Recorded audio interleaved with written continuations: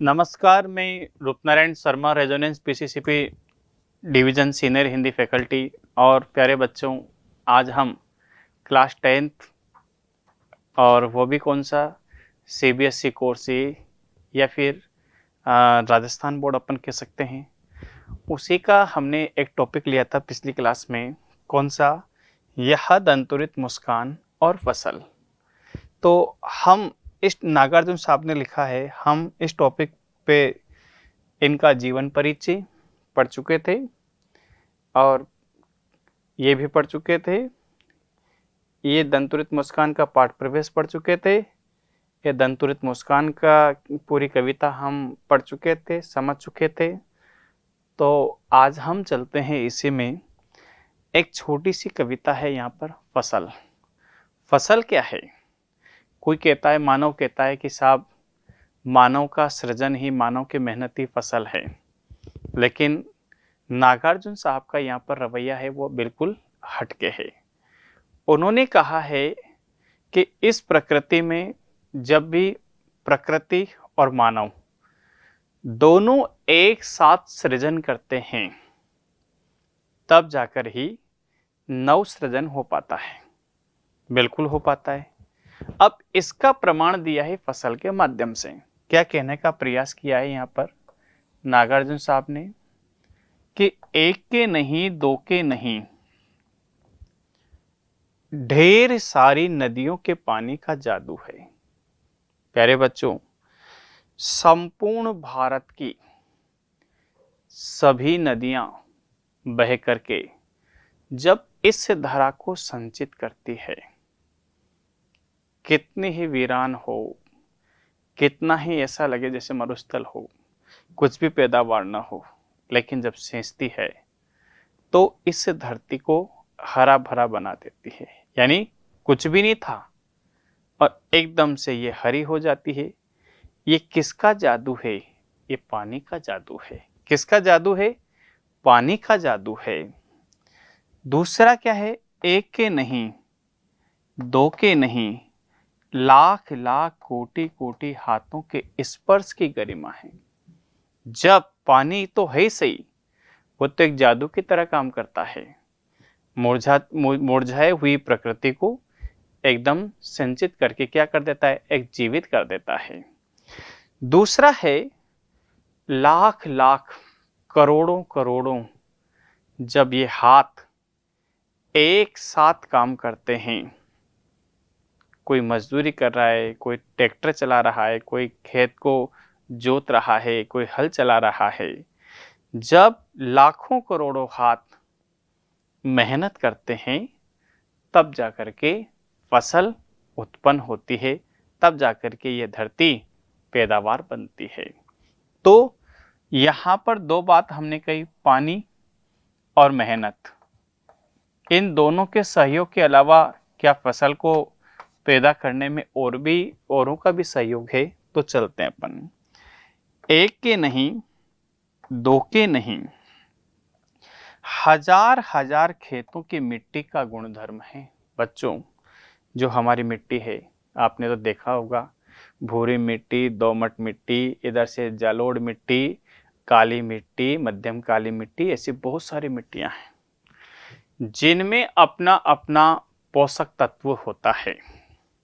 Nitrogen होती है, phosphorus होता है, यानी कई तरह के पोषक तत्व उनमें पाए जाते हैं। जैसे कोई बीज डाला, उगा नहीं, इसका मतलब कि उस मिट्टी में पोषक तत्व नहीं है। जब कोई बीज डाला और वह उत्पन्न हुआ, इसका मतलब मिट्टी में भी कहीं ना कहीं गुण धर्म है। गुण धर्म का मतलब होता है पोषक तत्व है। किसका? सृजन करने का। पानी, मेहनत और मिट्टी, ये तीनों चीजें क्या कर रही है? नव सृजन कर रही है, नया विकास कर रही है। किसका? इस धरती का। तो आगे हम चले, और भी है क्या इसमें? देखें अपन, आगे चलो। फसल क्या है? बच्चों, प्रश्न है कि फसल है क्या? हाँ, और तो कुछ नहीं है वह। बच्चों, ऐसा तो कुछ भी नहीं है। उगती है, मिटती है, फिर उगती है, फिर मिटती है। प्रकृति के साथ परिवर्तित होने का नाम ही एक फसल है। एक तो नदियों के पानी का जादू है वह बच्चों, कि अनेक भारत की संपूर्ण नदियां जब इस धारा को संचित करती है तो एक जादू की तरह फसल लहराने लगती है अपने आप। हजारों हाथों का स्पर्श की महिमा है। अरे फसल ऐसे उत्पन्न ही हो जाती है। कभी खेतों में काम करके देखना, लाखों लाखों हजारों हजारों हाथ जब उन पौधों पर लगते हैं तब जाकर के फसल पैदावार होती है, उत्पन्न होती है। भूरी काली संदीली मिट्टी का गुणधर्म है। अनेक प्रकार की मिट्टियां जब परस्पर एक दूसरे से मिलती है, काली संदीली, हाँ, कभी कीचड़ बनती है, कभी टोस बनती है, कभी एक फैली हुई एक धूल की तरह बनती है, तब जाकर के क्या होता है, फसल पैदा होती है। और इनके साथ साथ क्या है, रूपांतरण। रूपांतरण यानी होता है बदलाव। किसका बदलाव है बच्चों? सूरज की किरणों का। सूर्य की किरणों का क्या है, बदलाव। सर्दी के दिनों में खिलती हुई किरणें, गर्मी के दिनों में बहुत तेज अग्निकुंड के समान सूर्य का प्रकाश, हाँ, बरसात के दिनों में सूर्य का बादलों में छिप जाना, ये भी तो एक जादू है, हाँ, बदलाव है। अरे सिमटा हुआ संकोच, ये क्या है? मानवीकरण अलंकार है। मानवीकरण अलंकार। सिमटा हुआ संकोच, जैसे किसी के अंदर एक डाउट होता है तो वो सिमट जाता है। उसी तरह से प्यारे बच्चों, मंद मंद जब पवन चलती है तो हमारी फसलें लहराने लगती है। तो हवा का भी फसल उत्पन्न करने में बहुत बड़ा योगदान होता है। सूर्य का होता है, पानी का होता है, मेहनत का होता है, मिट्टी का होता है, तब जाकर के उसी को नाम दिया जाता है फसल। तो बात समझ में आई आपको? आगे चलते हैं, अपन देखते हैं क्वेश्चन आंसर की ओर चलते हैं। सब्जेक्टिव क्वेश्चन हमने यहाँ पर लिए, वर्णनात्मक डीपीपी एक्सरसाइज 1 है कि बच्चों की दंतुरित मुस्कान का कवि के मन पर क्या प्रभाव पड़ता है? बच्चों, कवि का मन कठोर होता है। जब वह दूध के से दांतों की मुस्कान को देखता है तो उसका मन क्या होता है, प्रेम में द्रवित होता है, पिघल जाता है और बच्चे की ओर आकर्षित होता है। बात समझ में आ गई? क्वेश्चन नंबर 2 देखो, बच्चों की मुस्कान और बड़े व्यक्ति की मुस्कान में क्या अंतर है? आपने देखा होगा कि बच्चों की मुस्कान निश्चल होती है, निस्वार्थ की होती है, हाँ, जबकि बड़ों की मुस्कान में कहीं ना कहीं कुछ न कुछ स्वार्थ छिपा हुआ होता है। समझ में आया नहीं आया आपको?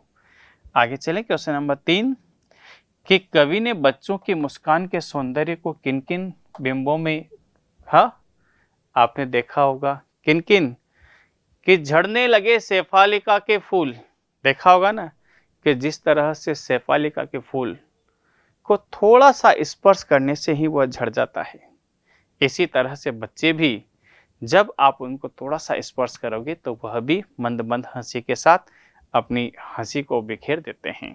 बात समझ में आई? आगे चलें बच्चों, आगे चलते हैं अपन। क्वेश्चन नंबर 4 देखें अपन, भाव स्पष्ट कीजिए। छोड़कर तालाब मेरी झोपड़ी में क्या है, खिल रहे हैं जलजात। बिल्कुल हो सकता है। कवि नागार्जुन साहब के कहने का भाव यह है कि एक पिता को एक नन्हा सा शिशु ऐसा प्रतीत होता है। भाई कीचड़ क्यों कहा?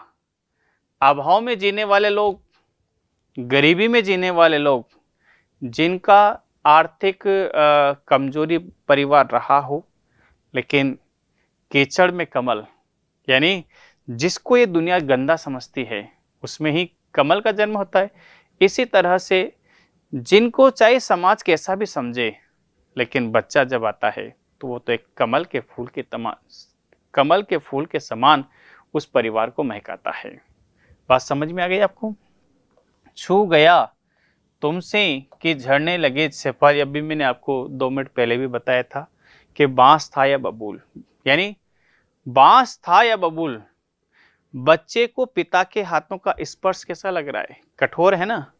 ऐसा लग रहा है जैसे बांस था या बबूल, यानी घर का है या बाहर का।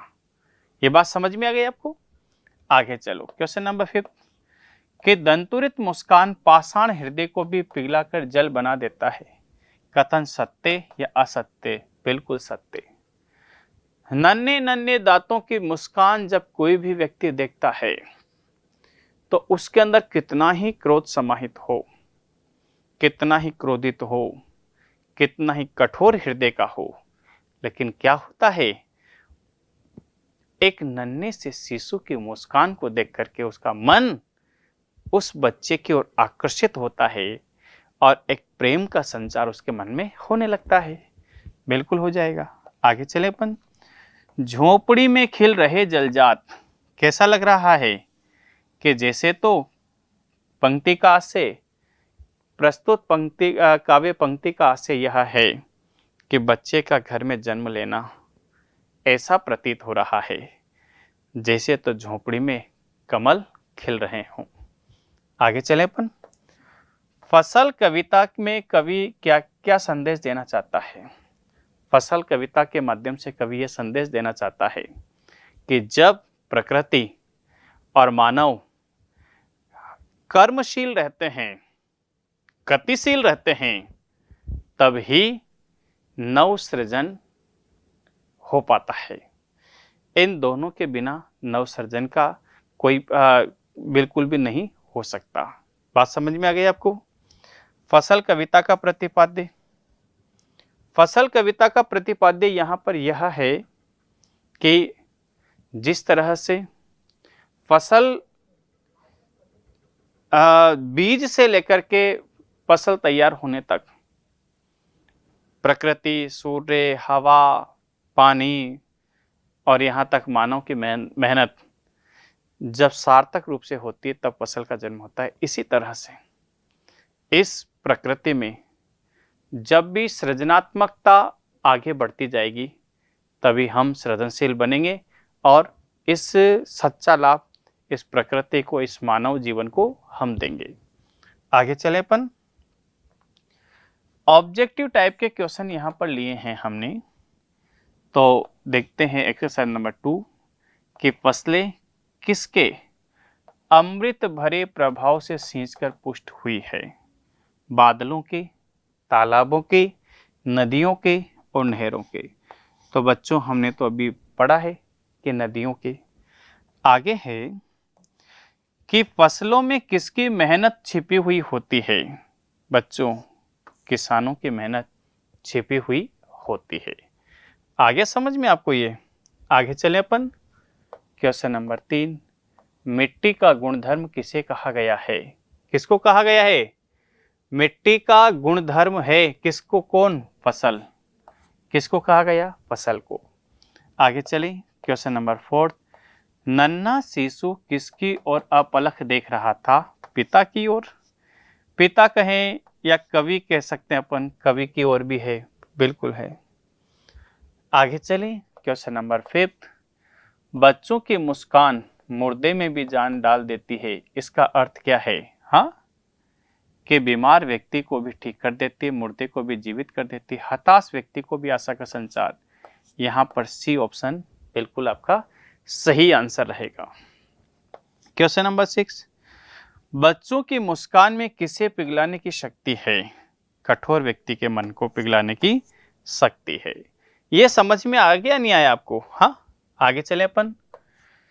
7th है कि कविता में झोपड़ी में कमल खिलने का आशय क्या है? झोपड़ी में फूल खिलना, पैसे कमाना और गरीब होना और गरीबी में भी आनंद। तो यहाँ पर तो आशय यही लेंगे कि गरीब कितना ही हो लेकिन यदि बच्चा है तो आनंद ही आनंद है। बच्चों, शिशु की प्रथम गुरु कौन होती है? माँ। माँ ही बच्चे की प्रथम गुरु होती है। आगे चले अपन क्वेश्चन नंबर 9। कवि के अनुसार फसलें किनका बदला हुआ रूप है? किनका? सूर्य की किरणों का अपन कह सकते हैं। आगे चले अपन, वायु का योगदान किन्हें बड़ा करने में सहायक होता है? फसलों को। किन्हें? फसलों को बड़ा करने में योगदान सहायक होता है। प्यारे बच्चों, एक्सरसाइज नंबर 3 हमने यहाँ पर ली है। वह क्या है? आपका सॉल्यूशन कि हम क्वेश्चन कैसे आते हैं और आंसर कैसे बनते हैं। देखते हैं अपन कि बच्चों की दंतुरित मुस्कान का कवि के मन पर क्या प्रभाव पड़ता है। तो बच्चे के दंतुरित मुस्कान को देखकर कवि का मन अत्यंत प्रसन्न हो उठता है। प्रवास पर रहने के कारण वह शिशु को पहली बार देखता है तो उसकी दंतुरित मुस्कान पर मुग्ध हो जाता है। इससे कवि के मन की सारी निराशा और उदासी दूर हो जाती है। आगे चले बच्चों, क्वेश्चन नंबर 2 देखो कि बच्चों की मुस्कान और बड़ों की मुस्कान में क्या अंतर है। कह सकते हैं बच्चों की मुस्कान और बड़ों की मुस्कान में बहुत अंतर होता है। बच्चे की मुस्कान अत्यंत सरल, निश्चल, भोली और स्वार्थ रहित होती है। इस मुस्कान में स्वाभाविकता होती है। इसके विपरीत एक बड़े व्यक्ति की मुस्कान में स्वार्थपरता तथा बनावटीपन होता है। वह तभी मुस्कुराता है जब उसका स्वार्थ होता है।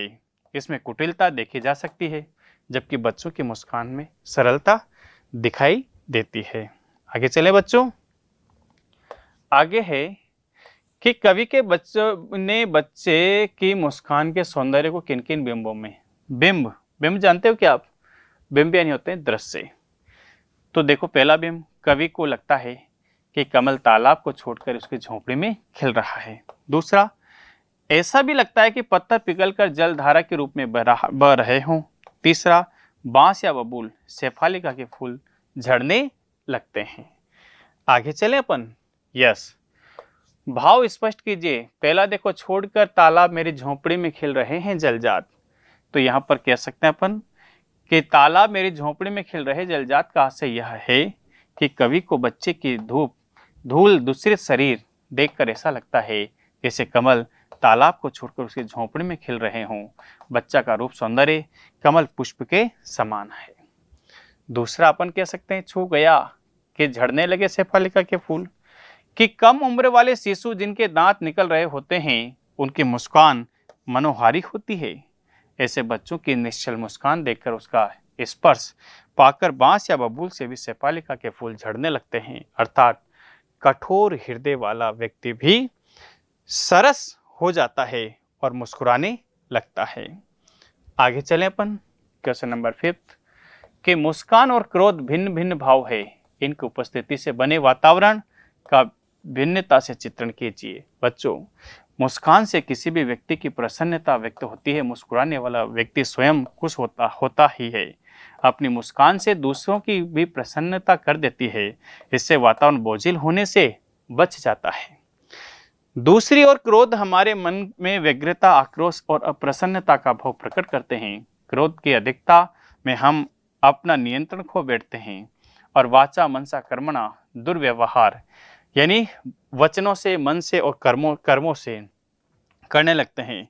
इससे वातावरण में शांति कहीं खो जाती है और वातावरण में कुटिलता झड़ जाती है। और भी हम कह सकते हैं, क्वेश्चन नंबर 6 के माध्यम से देखते हैं अपन क्या है कि दंतुरित मुस्कान से बच्चे की उम्र का अनुमान लगाइए। हाँ, बच्चों की उम्र 5-6 महीने का होगा तभी तो दूध के दांत दिखाई देते हैं। बिल्कुल, ये तो हो जाएगा। आगे चले बच्चों, बच्चे की कवि की मुलाकात का जो शब्द चित्र उपस्थित हुआ ये भी आपके शब्दों में है। तो सभी बच्चों को बहुत बहुत धन्यवाद।